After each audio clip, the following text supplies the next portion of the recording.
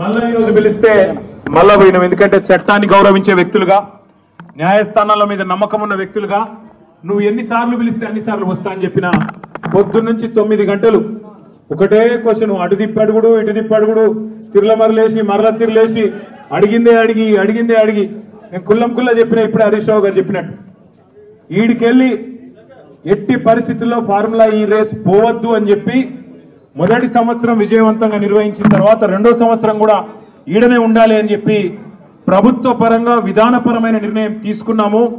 తీసుకొని మరి కొంత డబ్బులు చెల్లించినాం. ఒక్క రూపాయి కాదు కదా, ఒక పైసా కూడా అవినీతి జరగలేదు. ఈడికెళ్ళి పైస పోయింది, అక్కడ ఉన్నది, ఇలా అవినీతి ఎక్కడ ఉంది అనే అవినీతి నిరోధక శాఖ అధికారులను అడిగినాం. సమాధానం లేదు. బెబ్బెబ్బే ఏంది అంటే ఫైల్ ఇటు పోయిందా, ఇటుకెళ్ళి పోయిందా, నువ్వు కుడి చేపులకి వెళ్ళి ఇచ్చినావో పైసలు, ఎడమ జేబులకి వెళ్ళి ఇచ్చినావో పైసలు అని చెప్పి పనికిమాలిన ప్రశ్నలు తప్ప, చిట్టినాయుడు రాసిచ్చి పంపిన ప్రశ్నలు తప్ప ఏమీ లేదు విషయం.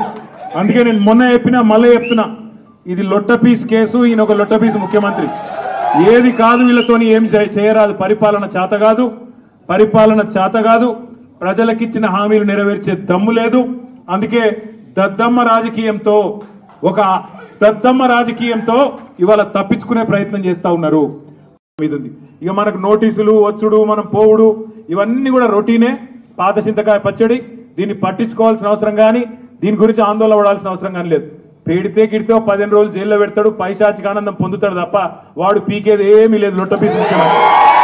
భయపడేటోడు ఎవడు లేడు. రేవంత్ రెడ్డి గుర్తుపెట్టుకో, నీలాగా లుచ్చా పనులు చేసి 50 లక్షల బ్యాగులతో దొరికిన దొంగలు ఎవరు మా పార్టీలో లేరు.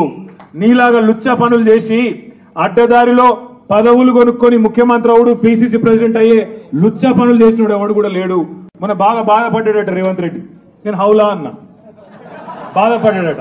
నేను అడుగుతున్నా ఒక్కటి, తెలంగాణ ముఖ్యమంత్రి వయ్యుండి జై తెలంగాణ అనకపోతే నేనేమనాలి? మరి ఏం పేరుతో పిలవాలి? తెలంగాణ ముఖ్యమంత్రి వయ్యుండి తెలంగాణ రాష్ట్రాన్ని ప్రతిరోజు కించపరిస్తే నేనేమని పిలవాలి? తెలంగాణ ముఖ్యమంత్రి వయ్యుండి తెలంగాణ రాష్ట్రాన్ని దివాలా తీసిన రాష్ట్రం అంటే ఏమనాలి? తెలంగాణ ముఖ్యమంత్రి అయ్యుండి ఢిల్లీకి పోతే నాకు అపాయింట్మెంట్ ఇస్తలేరు, దొంగను చూసినట్టు చూస్తున్నట్టు నేనేమనాలి? తెలంగాణ ముఖ్యమంత్రి అయ్యుండి చెప్పులు ఎత్తుకపోతాడేమో అని భయపడుతున్నారు అంటే ఏమనాలి నిన్ను? అందుకే ఇక నేను ఎక్కువ అనగాని మీరు అనకాడికి అన్నారు, కానీ అది కాదు, నాకు అర్థం కాదు. మొన్ననే మన నాయకుడు, పెద్దలు, తెలంగాణ సాధించిన నాయకుడు కేసీఆర్ గారిని కమిషన్ ముందుకు పిలిచిండు. అంతకుముందు హరీష్ రావు గారిని కమిషన్ ముందుకు పిలిచిండు. ఆయనకున్నదంతా ఒకటే షోకు, నేను నెల రోజులు జైలున్నా లుచ్చా పని చేసి వీళ్ళని కూడా పెట్టాలి ఒక కొన్ని రోజులు, అదొక్కటే ఆయన షోకు. ఆయనకున్న పైశాచికానందం అదొక్కటే. సాడిస్టులు ఉంటారు చూడు కొంతమంది, నాకు దక్కంది ఎవరికి దక్కద్దు అన్నట్టు, నాకు జరిగింది నీకు కూడా జరగాలన్నట్టు ఆయన ఎట్టి పరిస్థితుల్లో కొన్ని రోజులు జైల్లో పెడదామన్నది ఆయన షోకు. అందుకే నేను ఇలా అధికారులకు కూడా చెప్పిన, మీకు పైకి వెళ్ళి రావచ్చు ఆదేశాలు, ఇప్పటికే దబ్బన వస్తే పెడితే పెట్టుకోర్ర పోయి ఏముంది, మీరు పంపితే కూడా 15 రోజులు పోయేస్తా, ఏమున్నది, మంచిగా రెస్ట్ తీసుకొని వస్తా అని చెప్పిన. ఇప్పుడు కూడా మళ్ళీ చెప్తున్నా, తప్పు చేయలేదు, తలదించుకునే పని ఎంత మాత్రం చేయలేదు.